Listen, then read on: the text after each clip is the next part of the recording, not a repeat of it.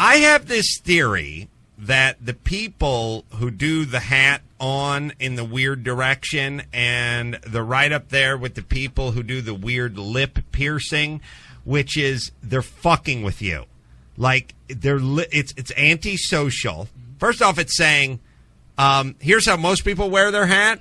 Nah, I don't wear my hat that way. I wear it in a super uncomfortable, unattractive way that does nothing for me, and it shades the side of my neck. It does not keep the sun out of my eyes. It doesn't keep the hair out of my face. I will fuck myself up. It's right up there with I wear my pants somewhere around mid-crack line, like about half ass crack mass, like my balls died and my pants are flying at half crack.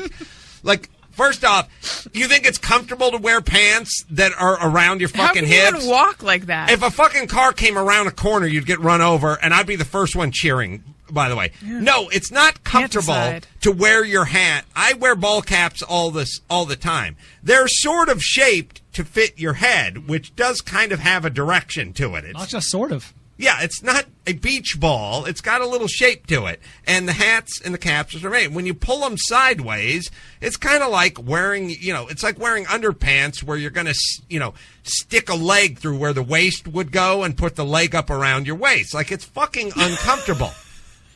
Now, that's uncomfortable. Also, having multiple hoops through your lower lip. I do not believe aids in your eating, lovemaking, your speech and debate class. It does not help you get a job. Yeah, it doesn't help you do anything. Could help with ziplining. It's a very subtle way and not so subtle way of going, fuck you. I'm uncomfortable. I want you to feel my discomfort. I want you to feel discomfort. This hat, it's an apparel equivalent to you having a booger that's going in and out of your nose as you laugh like a piston, or you having a piece of broccoli on your front tooth. It's fucking me up. And I know, but the broccoli and the booger you're unaware of. The hat you're in charge of. And you know what you're saying. It's antisocial. It's fuck you. And the lip thing, it's forcing me to go, ow, that looks like it hurts. And then I have to do what if that got caught on something? And then I do that, what if you're eating one of those little mini chops, those little lamb chops? It's like appetizer, you get sauté. You get the sauté spear, and it like somehow goes through there, and it pulled away or something. Or I'd actually managed to never think about that. But now I feel yucky. Now you're forced to. Yeah. Right. This is an antisocial, fuck you, think about me, and this. And there's a million versions of it. There's a million. There's a tattoo version of it. There's a piercing version of it. There's a hair color version of it. I'm going to wear my hat. I'm going to wear my hair. I'm going to take the fucking baffles out of the pipes of my Harley so you can hear me. There's a hear me, look at me, see me, feel me thing. And my thing is, just fuck off.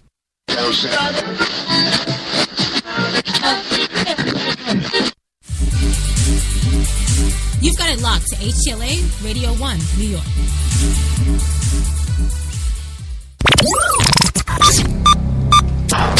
This program is intended for mature audiences only. If you have any homicidal or suicidal feelings, please consult a doctor before listening to this program. Yes, consult that doctor. Ladies and gentlemen, somebody get me a doctor.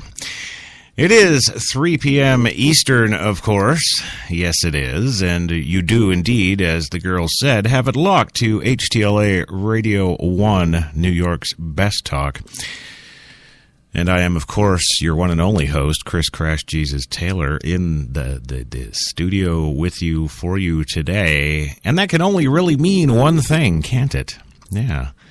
It's time for coffee and cigarettes on HTLA Radio 1. And it is, oddly enough. Look at that. Well, it's a sad day today. Yes, today at the coffee shop, of course, we're mourning the loss of Star Trek's most beloved actor, Loenard Nimoy. Of course, passing at 83 years of age today. Also, more joy, net neutrality gets the green light. And if you haven't heard, NASCAR's number 44 has been stolen. And, well, other fun news, a blogger gets hacked to death in Bangladesh. If all that weren't bad enough, the only Lenny Kravitz, apparently, has designed a Leica camera. And it's actually pretty. Yeah, so much more on the big program today, so come on in and grab a cup, have a seat, and Scotty, beam me up. It is coffee time.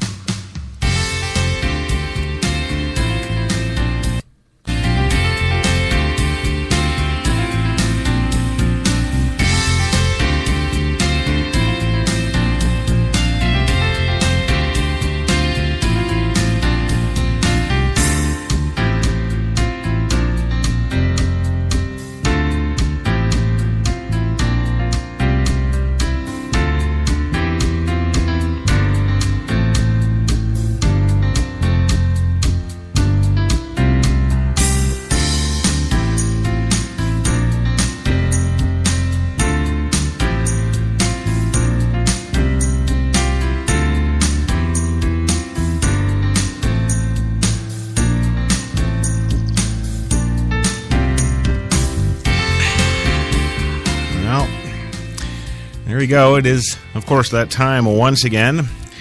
Welcome to HTLA Radio 1, New York's Best Talks, Coffee and Cigarettes for our Friday show.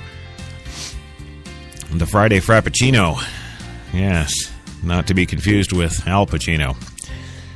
We'll have him on the show, but not today. Not today. And I do need to make some mentions here. Today's episode, of course, Coffee and Cigarettes, is brought to you, as always, by the fine folks at Tim Hortons, New York City. Yes, now with 8 fine locations in the city to serve your coffee and baked goods needs. And they do it oh so well at Timmy's, always fresh. Also, the show is, of course, powered by Procast. Thank you, Kate. And yes, and of course we've got the one and only social media goddess Jenny McCartney in the booth, pushing all the buttons, making us go. And she's got some deliveries today. Looks like she's integrating even more equipment into said booth after the show here, as it just got here. So I don't know what all that stuff is, but it's techie and gear and stuff. Yes. There we go. So welcome to the show this afternoon here, Coffee and Cigarettes, for Friday the 27th of February 2015. It's currently 27 degrees in New York City right now in Central Park, and the sun is shining. And, well, they're saying by Monday we're going to be looking at temperatures upwards to 40 degrees. And, man, it will certainly be nice after 2 or 3 or 17 months to get out of below freezing, for sure. Absolutely. So we're all here looking very much forward to that. Now, to introduce, of course, our co-host / co-guests / you know, those crazy people that I have with me on every show. First up would be the film and television director, incredible, just an absolute incredible man. And we're honored to have him here with us every single day, since day one of Coffee and Cigarettes, actually. The one, the only, Mr. Louis Lawless of LDL Films, who is currently sitting in Mill Bay Studios, owned by Robin Webb, in beautiful Mill Bay, British Columbia, Canada. Louis, are you, of course, there on the phone today? Can you give me any help for $25,000? Absolutely. You know how to spell my last name on the check, right? It's Louis Lawless. Yes, we've got that, sir. All right, go a half an hour. Do I get $50,000? Well, I'm in a good mood today, so I'll let you slide on that. Wait a minute, I got lost. HTLA. Oh, HTLA. Right. The hell is that? Well, you know, that's your career, but that's okay because that's why we got you, or how we got you, or something. Also joining us from her undisclosed location somewhere, I believe in California or Florida, as that's where she has real estate, is the one, the only, Kirstie Alley. Kirstie, good afternoon. I have a house in Florida. The only thing I've ever spent my money on is real estate. There you go. A lot of the times we are happy with each other because we're together and we are our own support system. So, yeah. But right now, I mean, I feel good. I feel great to be here. It does give you a viewpoint of You should freaking feel good to be here. Well, you should. That's what I'm saying. That's right. Damn straight. Well, it's good to have you here, too. So there you go. Also from his lovely home in beautiful Los Angeles, California, which doesn't suffer from minus freezing temperatures. Yes, is the one, the only George Takei. Hello, George. I think it's a treat to be here talking with you. Well, it's a true pleasure, as always, to have you on the show. Yes! Yeah. Okay, good. We're in pretty good company. Well, we are. It's about fucking time. Move on. All right. Well, we'll move on. The first story today, unfortunately, but I guess I kind of expected this coming. Mid last week, I guess, it was reported, of course, that Loenard Nimoy was rushed to the hospital. Well, unfortunately today, Loenard Nimoy played scores of roles in a showbiz career which lasted more than 6 decades. But with his death today at his Bel Air home at the age of 83, according to his wife Susan Bay Nimoy, he will be remembered and loved as a character known simply as Spock. With his stark bowl haircut, the famous Vulcan hand gesture which Nimoy developed, and the phrase "live long and prosper," Nimoy's Mr. Spock earned a place in the American psyche that will surely live on. The half-human, half-Vulcan Spock would define the culture-changing science fiction franchise Star Trek, as powerfully as the captain of the USS Enterprise, James T. Kirk, played by William Shatner. Nimoy would portray the character in the original TV series, the animated series, the comic books, and 8 Star Trek feature films. Spock is even more representative of the show because he was so unique, so incredibly singular. This, of course, was George this morning, his comments to the APR, who played helmsman Hikaru Sulu in the TV series. And the character was really Nimoy's creation, Takei says. None of us had pointy ears or those eyebrows that would shoot up like that. We all got used to seeing those ears. Ironically, it took much persuasion for Nimoy to agree to put the ears on and years to accept the success of the character once it became a worldwide phenomenon. When first approached to appear in Gene Roddenberry's NBC science fiction program Star Trek, Nimoy was on the rise in Hollywood, garnering parts in TV staples such as Bonanza and Perry Mason. I hesitated. I took my work seriously. I did. I really wanted to put on those... Did I really want to put on those pointed ears? Nimoy recalled during a commencement address at Boston University in 2012. Eventually, he did take the part, and playing the sole alien aboard a starship of humans was inspired casting for a man born to Yiddish-speaking Russian Orthodox Jewish immigrants in Boston's West End way back in 1931. Nimoy was used to feeling like the outsider. Nimoy would be nominated for 3 Emmy Awards during the show's 3-year run on NBC, even after the original series ended in 1969 with faltering ratings. Spock and the rest of the Starfleet crew would grow even more famous in prolific syndication. The impact on my life was intense. I had to deal with celebrity, Nimoy said in 2012. Nimoy was one of the few cast members who immediately found an abundance of work after the show's cancellation, including TV's popular Mission Impossible, and in 1978's, of course, Invasion of the Body Snatchers film. But he could not shake the Spock character. Nimoy would be convinced to return in a series of Star Trek movies, which began in 1979's Star Trek The Motion Picture, the one that Crash here forgets on purpose, absolutely. His famous character seemed to come to an end gloriously in 1982's Star Trek II, The Wrath of Khan. In a death scene that emphasized the friendship between Spock and Kirk, a relationship mirrored off-screen between longtime friends Nimoy and Shatner. After Spock died, I thought, well, that takes care of that, and it certainly didn't, Nimoy told USA Today in 2009. I can never say never again. Star Trek and Spock have gone through a lot of resurrections. Paramount Pictures found a way to bring Spock back to life as executives insisted a new film. Nimoy agreed to come back, but only if he could direct 1984's Star Trek III, The Search for Spock, and 1986's Star Trek IV, The Voyage Home. It be whales here. It's the whales. Oh. Mm-hmm.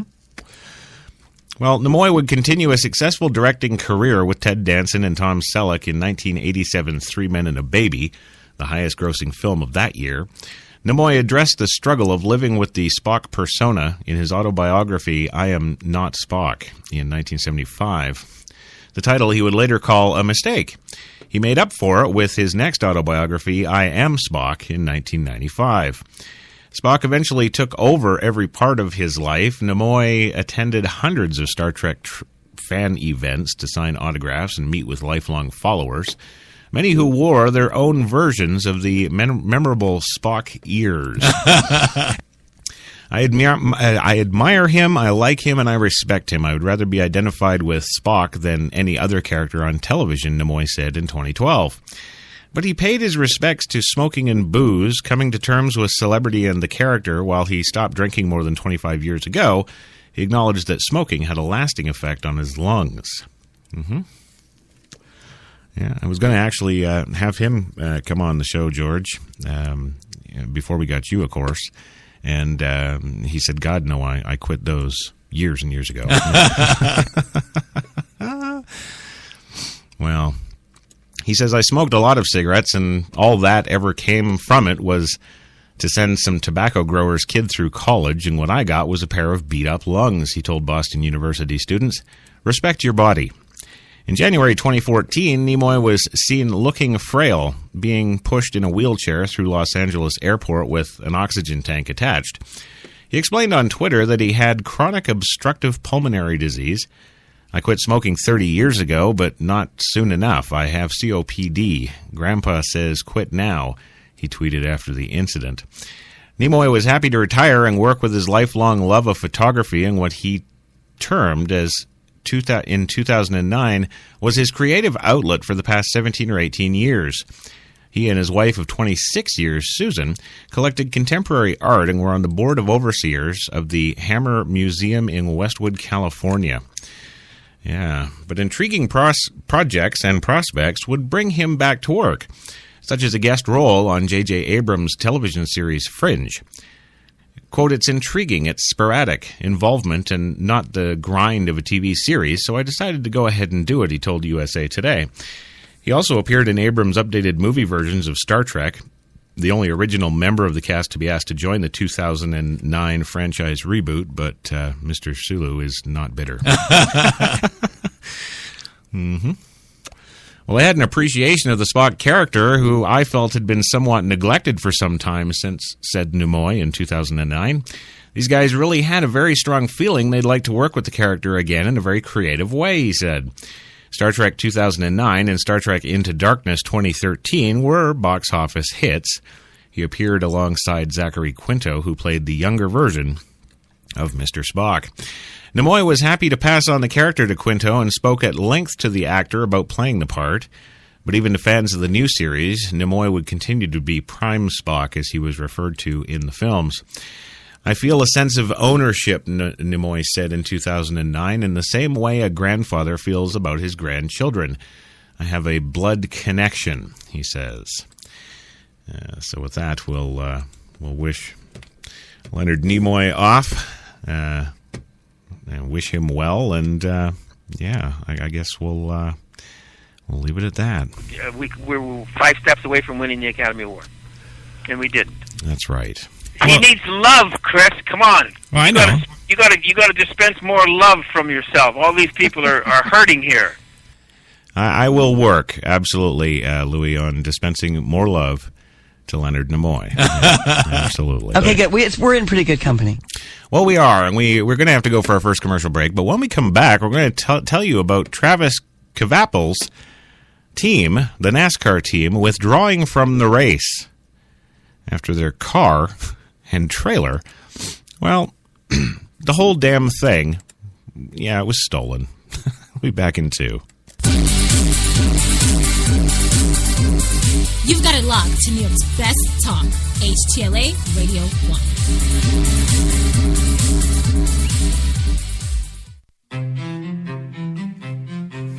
What if there was a coffee that was sourced from some of the world's most renowned growing regions, abundant with rich, fertile soil? What if this coffee was picked at the perfect moment, then packed meticulously and shipped carefully to be roasted under the watchful eye of coffee masters? What if it was expertly blended, ground, and sealed, ensuring maximum flavor and freshness, then brewed in small batches and always served fresh within 20 minutes, just the way you like it? Now, what if this coffee just happened to be the coffee you already know and love? Tim Hortons. Always fresh. Always great tasting coffee. Man, I've been to a lot of places over these past 50 years. Seen the whole true north strong and free. 'Cause I've been everywhere, man. I've been everywhere. I've been to Cooksville, Stouffville, Bainesville, Bowmanville, Bonnieville, Unionville, Oakville, Dunville, Brockville, Boucherville, Melville, Drummondville, Kentville, Grenville, Morinville, Maryville, Parksville, Stephenville, Sackville, Spring Hill, Westville, Walkerville, hanging on a windowsill. Hey! He said, wow, that's a lot of places. I said, hang on, there's more. I've been to Monton, Picton, Shannon, Vernon, Stellarton, Hamilton, Nipigon, Nobleton, Yorkton, Brighton, Bolton, Beaverton, Brandon, Edmonton, Walkerton, Wyerton, Granby, Miramichi, Charlottetown, Burnaby, Yellowknife, Whitehorse, Corner Brook, none of it. I've been everywhere, man. I've been everywhere, man. I crossed the prairies bare, man. I breathed the mountain air. I've traveled, I've done my share, man. I've been everywhere, man. Check it out. Ottawa, Wawa, Mattawa, Chippewa, Moose Jaw, Oshawa. You walked into the hotel as a 5. But when she saw the room, you turned into a weird 7. When she saw the rooftop pool, you went to 11. You two should probably get a room. Oh, that's right. You already did. At Planet Earth's #1 accommodation site, Booking.com. Booking.yeah. Some said the U.S. has lost its innovative power. We said America is lighting the way as the innovation nation.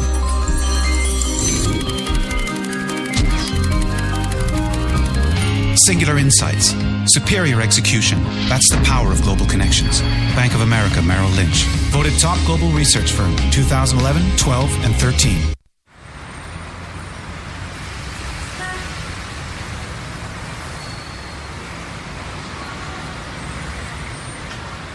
I've been so inspired by being in New York because everything from what people are wearing on the street to the way they're interacting with each other, to drive through the West Village at night and you see a couple kissing on the street, or you see someone fighting outside their apartment, or you see so much humanity on a daily basis that even if you're not inspired by your own life that day, you can be inspired by someone else's life. You got that long hair, slick back, white t-shirt, and I got that good girl thing, and a tight little skirt, and when we go crashing down, we come back every time, 'cause we never go out of style, we never go out of style. Take me out. There's only one place to get more Taylor.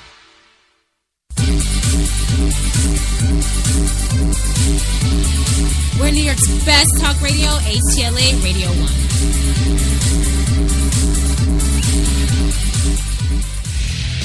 Well, you know, there is only one more place, or one place to get more great Taylor. And that'd be right here, HTLA Radio 1, New York's best talk.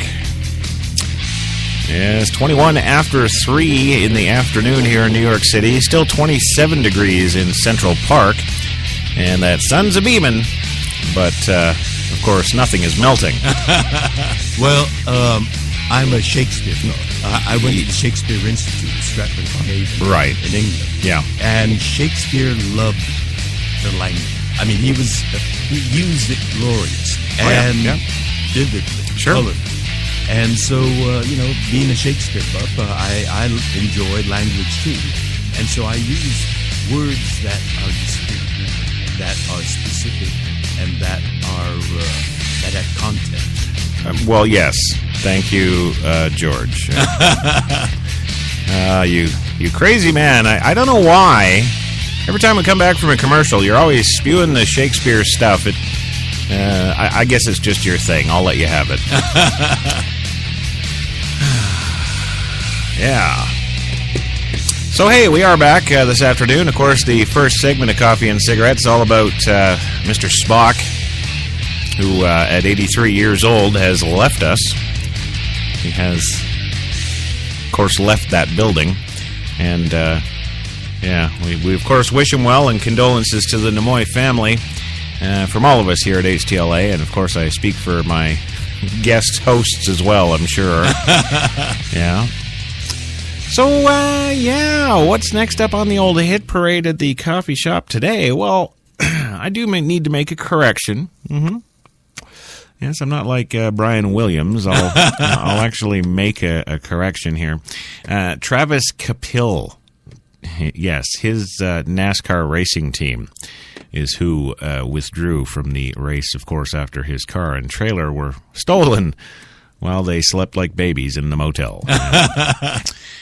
The V is silent there. So it's Travis Kapil. There you go.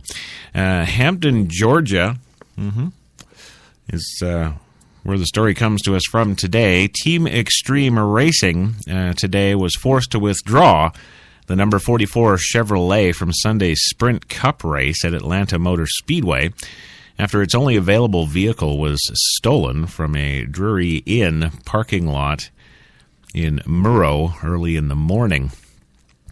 Team owner John Cohen told us that the team will enter the event next weekend at the Las Vegas Motor Speedway. Cohen said he didn't have an estimate on the value of the race car. However, according to the police report obtained by us, the car is valued at $250,000. The only lead, Cohen says, was a surveillance video showing the team's unmarked dually trailer being stolen with the car inside. The team hauler with tools was already at AMS, he said. All we know is it was a silver Jeep, Cohen said. One guy got out and they pulled off together. Travis Kapil was preparing to attempt to qualify for Sunday's race in the car Friday afternoon at 5:45, but of course that will not, Well, Kapil said he got a text this morning from a crew member that there was, quote, trouble with the car, but he didn't think much of it because, he says, I kind of thought they were messing with me, end quote. Only when he got the voicemails from the crewman and his crew chief an hour later did he figure it was something important.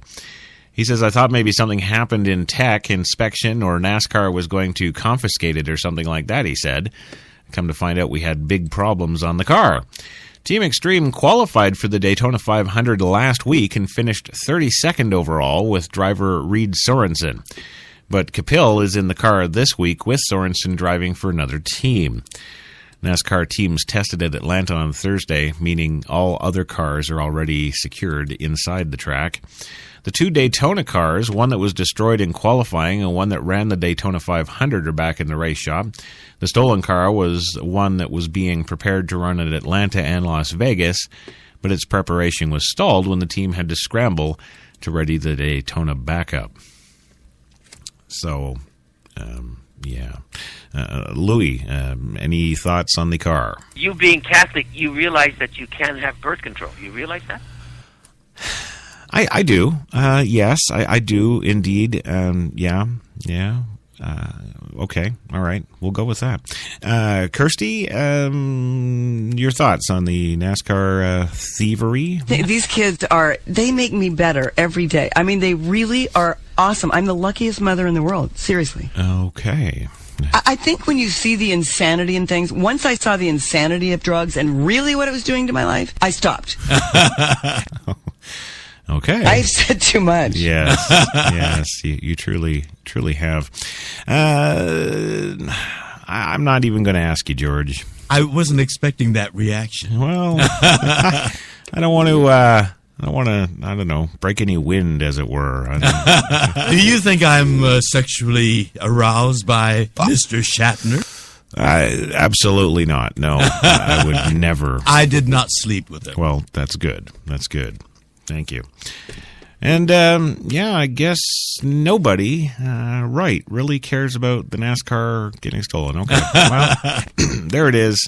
I told you about it. It's gone. It's stolen. And, well, nobody cares. All right.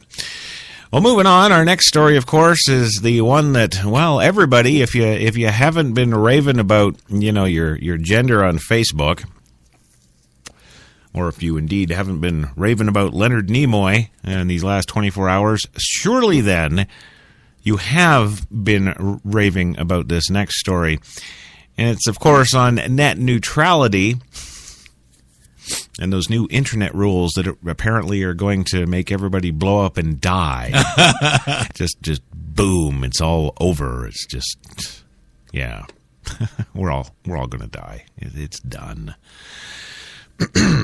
Well, apparently not. I'm serious. No, we're fine. We're going to be okay. And Netflix shareholders are well, more than okay. They're smiling on the new internet rules. Yes, they are. Shares of cable companies and other broadband providers dipped lower Thursday after federal regulators okayed plans that would prohibit them from charging more for internet fast lanes. Shares of Comcast fell 1.12% to $58 a share on Thursday, while shares of Time Warner Cable dropped 1.65% to $152.07 a share in midday trading. The two companies, which plan to merge by the end of this year, control 40% of the nation's wired broadband market. Shares of wireless internet providers, meanwhile, rose slightly on the news despite their opposition to the Federal Communication Commission plans to seek internet regulation that would crack down on what broadband providers can charge for content providers, say? You know why, Chris? Because you're such a control freak, you don't want anyone to tell you what to do. No, that's not me. I've got nothing to do with this. This is all them. The they, not me. Well, shares of AT&T rose 0.9% to $34.53 a share, while shares of Verizon Communications also ticked up 0.03% to $49.36 a share. The proposed rules, passed by 3 out of 5 FCC commissioners, seek to treat internet pipes as a public utility, thus allowing the FCC to regulate their fees. Not their content, not anything anybody says. Calm down. It's got nothing to do with your First Amendment, well, any of your amendment rights. So just put it in a little suitcase and send it off to, like, Kuwait or somewhere. Just do that. Save yourself the headache. All right? The crackdown comes as companies like Verizon have been paving legal ground to charge twice for their pipes. First, to consumers who pay for their services, and secondly, to content providers such as Netflix in order to send the content in a speedy and timely manner.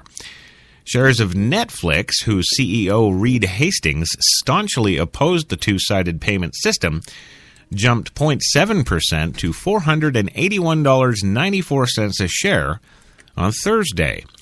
Netflix would have been hit hardest if broadband providers that sell to end consumers were also allowed to charge content providers, since videos take up a lot of broadband space, and Netflix has been accused of clogging up those pipes. Shares of Level 3 Communications, dropped 1.1% to $53.28 a share, while shares of Cogent Communications fell 1.74% to $35.92 a share. They are companies that provide pipes on the back end of the network, connecting content providers like Netflix to the front end of the network, which is controlled, of course, by Comcast, TWC, and other consumer-facing providers. Back-end providers like Cogent often sided with Netflix in the fight over internet fast lanes, in part because they feared Comcast and other front-end providers would seek to keep them out of the market by making deals directly with the content providers themselves.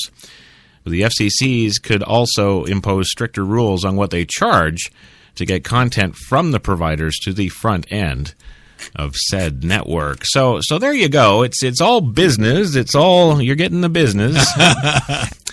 Yeah, it's the business. Right, Louie? That's the famous story about Jerry Lee Lewis. You heard that story, haven't you? Sitting behind his desk at Paramount, talking with big executives and TV people, and all of a sudden the chick pops up underneath, wipes off her mouth, and walks out the door, and Jerry doesn't have an eye.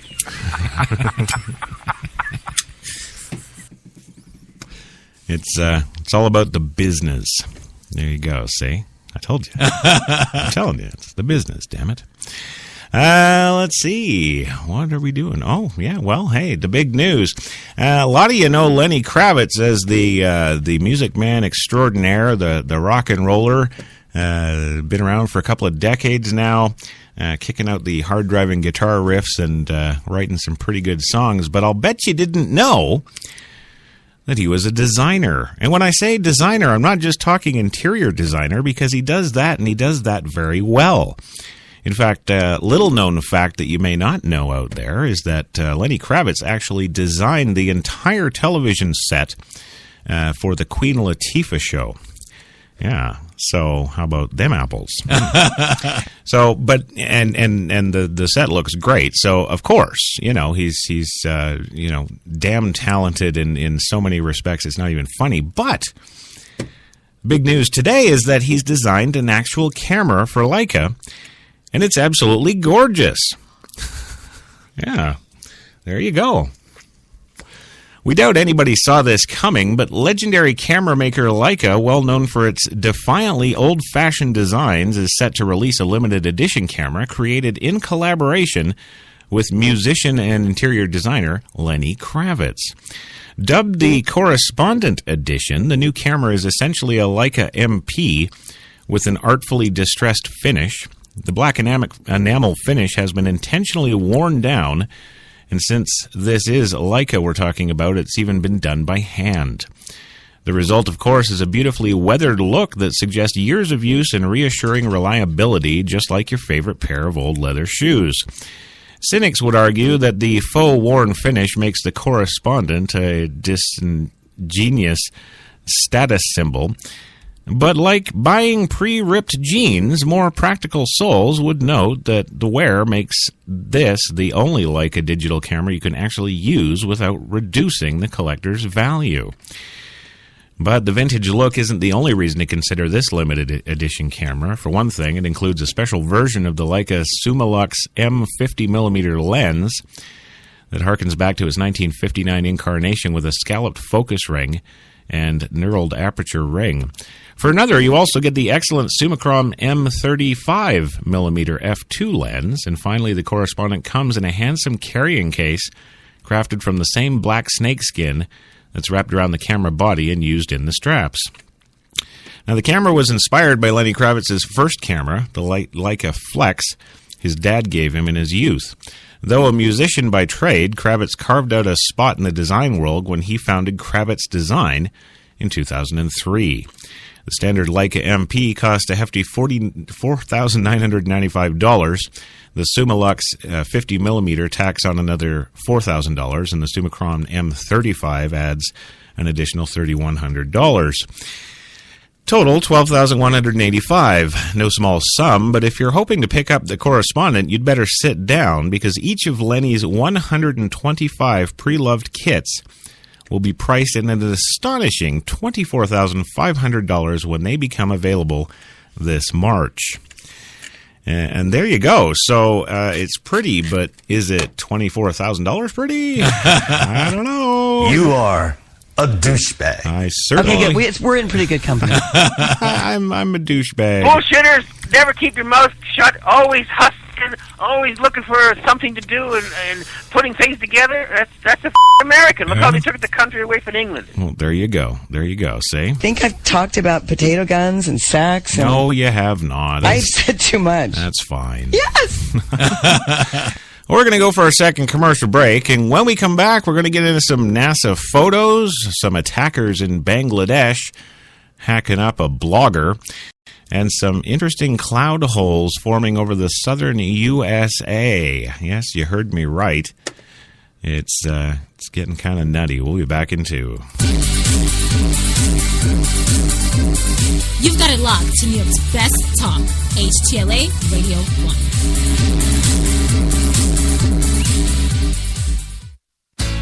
Good morning. Welcome to Tim Hortons Cafe and Bake Shop, where fresh always tastes better. What can I make you this morning? How about our new flatbread breakfast paninis? Made fresh, just for you, with your favorite breakfast ingredients on maple or multigrain flatbread, then grilled to hot, melted perfection. Just $2.99. Who couldn't warm up to that? Tim Hortons Cafe and Bake Shop, where quality really does meet value. Once again, every sip of your favorite coffee gets you closer to spectacular prizes with the return of Roll Up the Rim to Win. Like one of 1,000 Napoleon Gourmet Grills. One of 100 $5,000 MasterCard prepaid cards. One of millions of coffee and food prizes. Or one of 40 Toyota RAV4s. It's the coffee you love and the cup you love to roll. You walked into the hotel as a 5. But when she saw the room, you turned into a weird 7. When she saw the rooftop pool, you went to 11. You two should probably get a room. Oh, that's right. You already did. At Planet Earth's #1 accommodation site, Booking.com. Booking.yeah. Some said the U.S. has lost its innovative power. We said America is lighting the way as the innovation nation.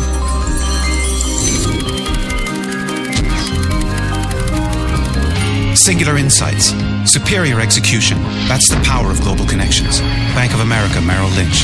Voted top global research firm 2011, 12, and 13.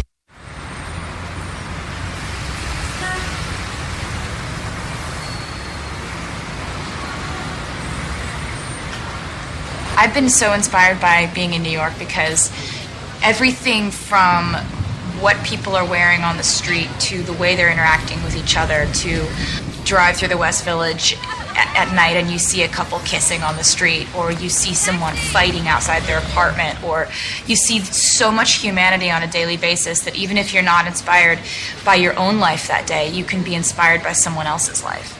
You got that long hair, slick back, white t-shirt, and I got that good girl face and a tight little skirt. And when we go crashing down, we come back every time, 'cause we never go out, we never style, we never go out of style.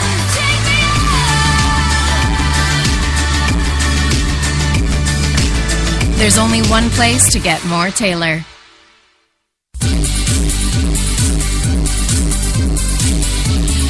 We're New York's best talk radio, HTLA Radio 1.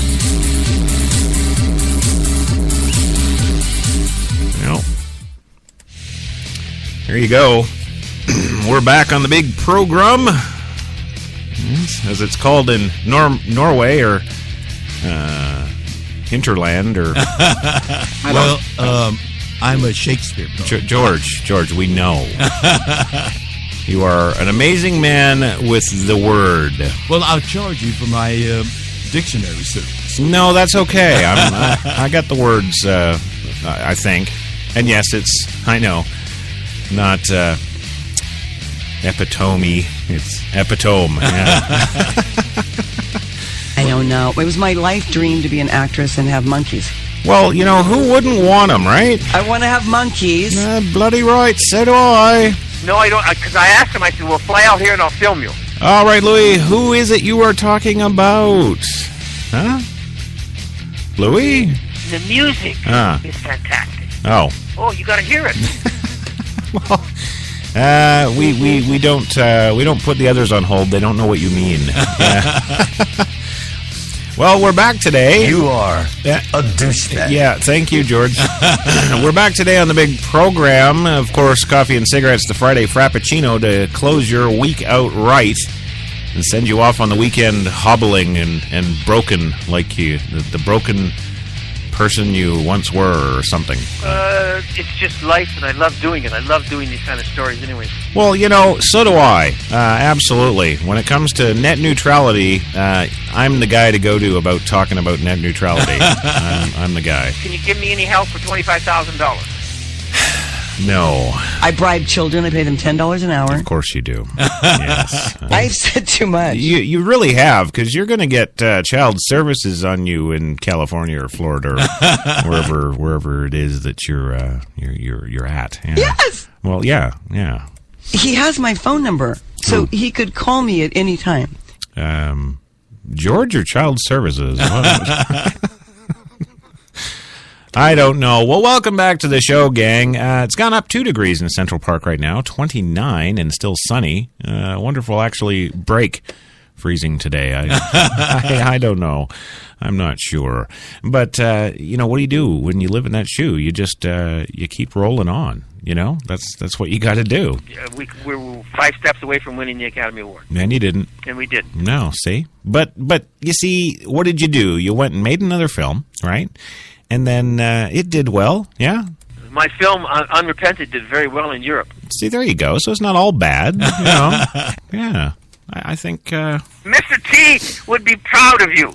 Well, I know he would, Louis. I absolutely know he would, because I'm just the awesome self-made man, and I'm not a fool. Yeah.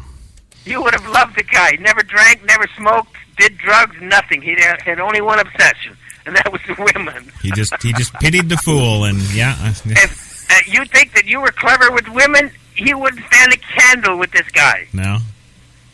Or Muhammad Ali was another one with women. I did 2 films with him. Yeah. He would walk into. We were doing a big boxing movie with 200 or 300 people in the stand, and he walked in and had beside him stood his macho honcho, and those were all the Muslims in those days. They had those little thin ties and suits. Yeah. And he would point at the females. And he went and got them and gave them a note, and every 20 or 30 minutes they would go into his dressing room.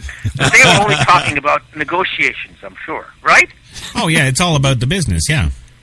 It's all about the business, yes. Well, it is. It always is in showbiz. It's all about the show. What's going on. Oh, can we cuss? Can I cuss as I always do on the show?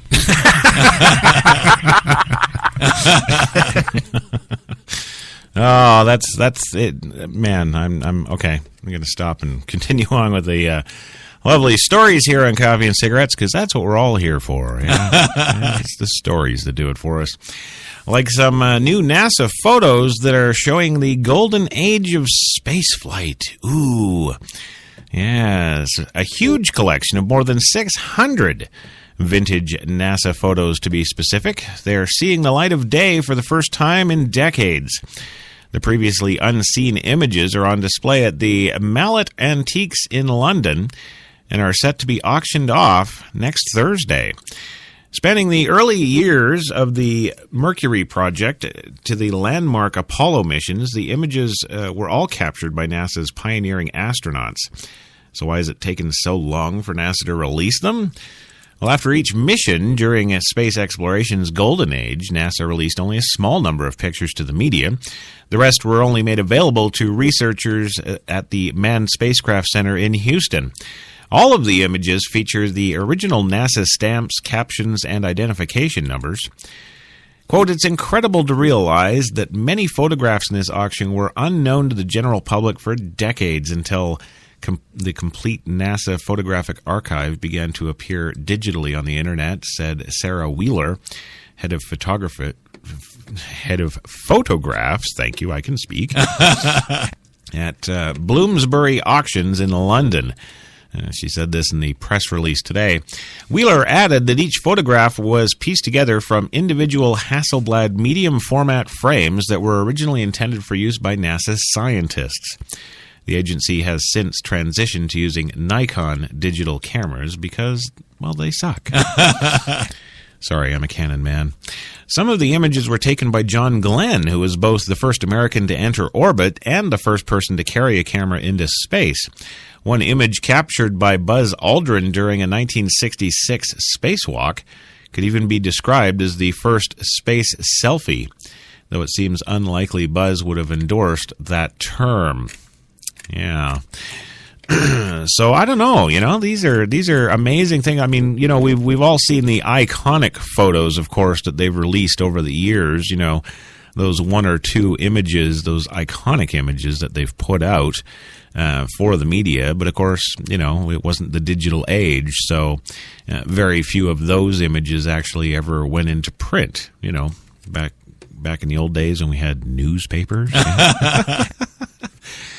But yeah, this is an amazing collection, 600 pieces in total, and it makes you wonder, who's going to come along and buy those, when you find someone when you're younger, you're going to have kids, and you're going to have, you're going to create this life together. I don't know what the hell I would create with someone now.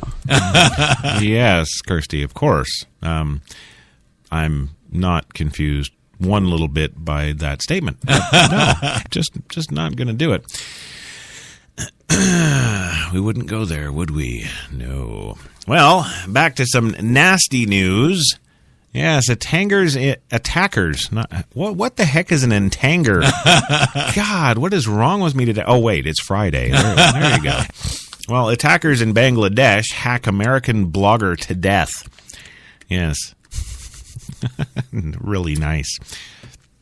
This, of course, occurred in Dhaka, Bangladesh. A prominent Bangladeshi American blogger known for speaking out against religious extremism was hacked to death. I guess there's some extremism for him.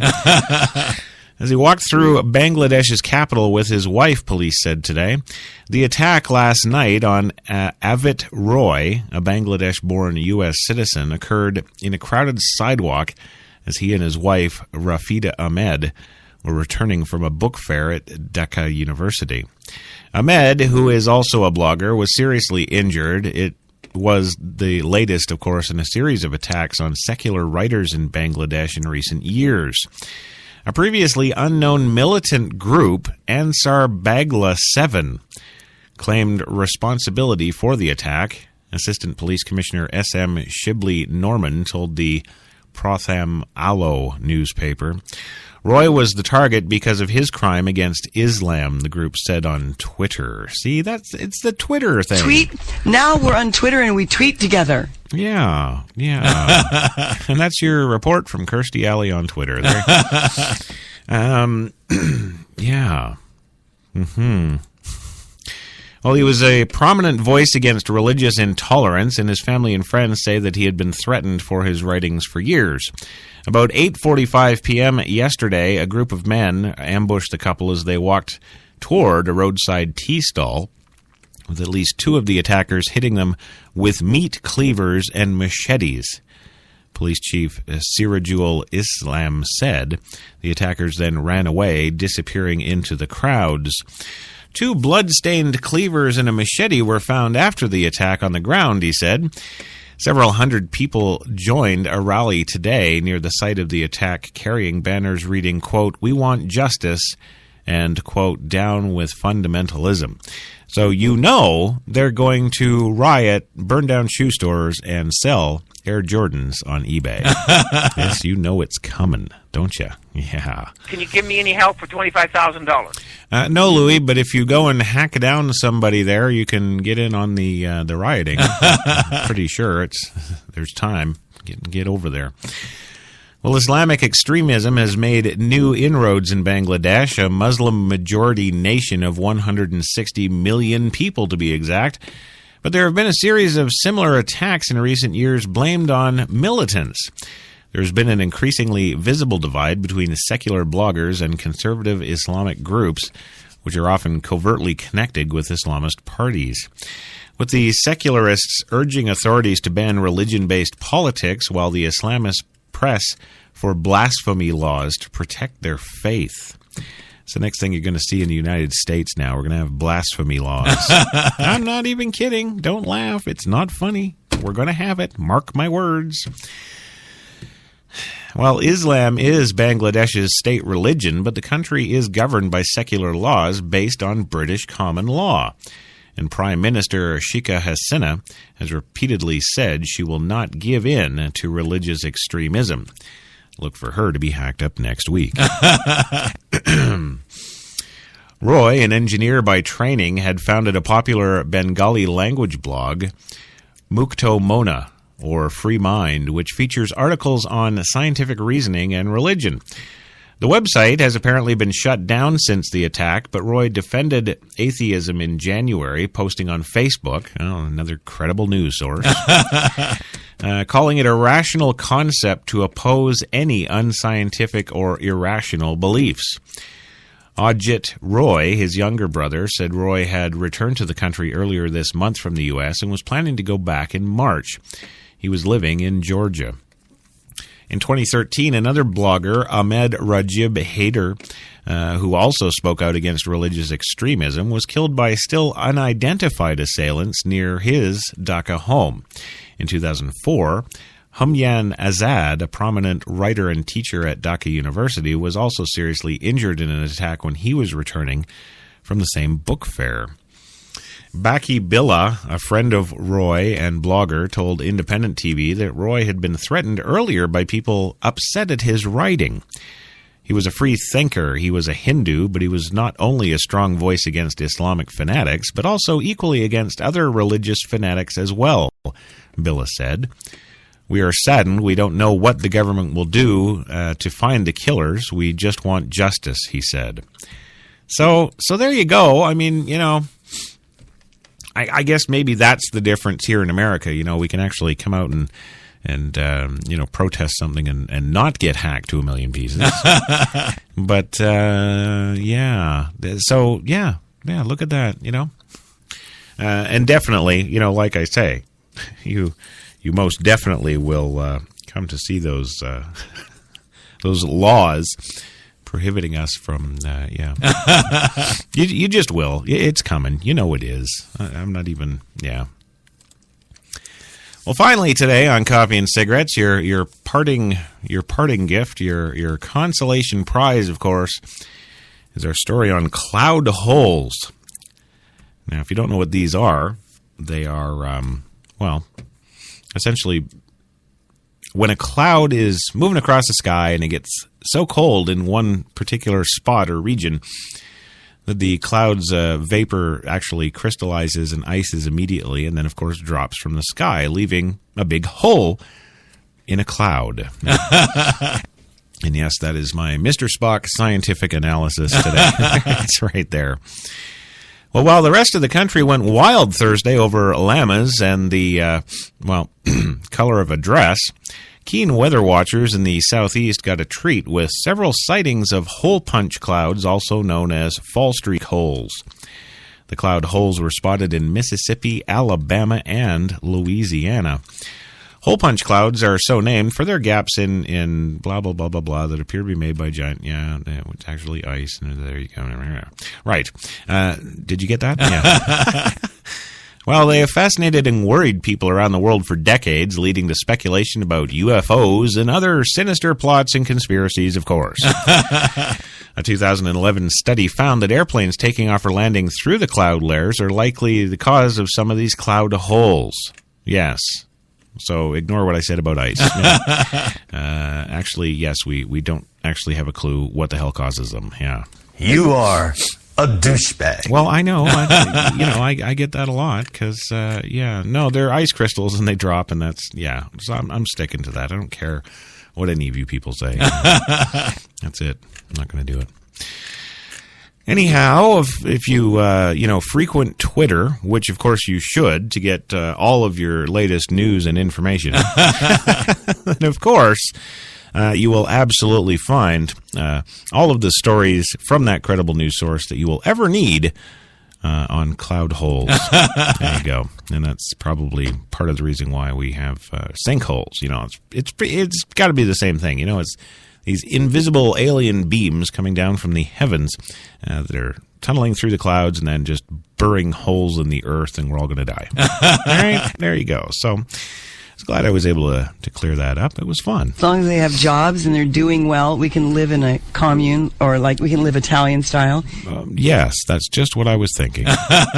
Yes, compounds.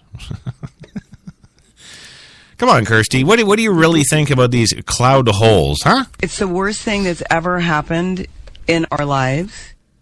Okay. All right. Well, hey, you know what? Don't laugh, George, because at least that's something. Yeah. Oh, boy. What the hell? I don't know. Oh, well, there's the damn music. Louis, any parting words for us? I nearly got kicked out of a theater. I can't remember what I saw about 2 weeks ago because I was booing and screaming. Well, that'll happen when you boo and scream in a movie theater, yeah. Thank you, Kirsty, for coming by. Thank you. Thank you. Yes! Yes, absolutely. Appreciate you being on here, and of course, you won't be here next week. Because we've got the wonderful Gilbert Gottfried joining us, so you're going to be, Listen, you fucking fat whore. Okay, let's say goodbye now nicely. Okay, good. We're in pretty good company. Okay. Much better. So yes, Kirsty, thank you for being here and doing the show, and pop by anytime. We're down. I like doing interviews when people ask me questions that no one else asks me. Yeah. If it's the same question that I'm asked, I think I turn into a robot. Well, you probably do, but that's okay, Yeah.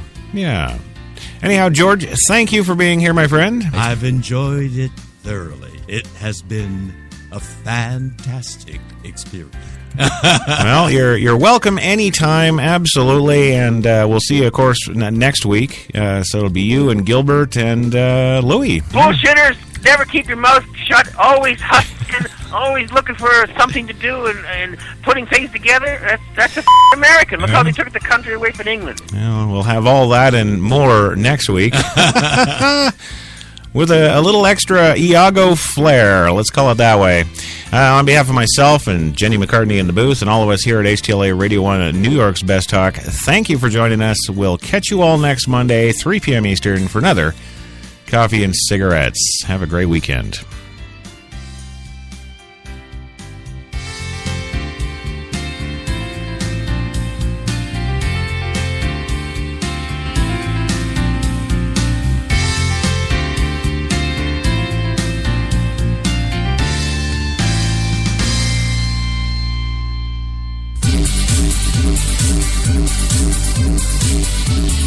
We're New York's best talk radio, HTLA Radio 1.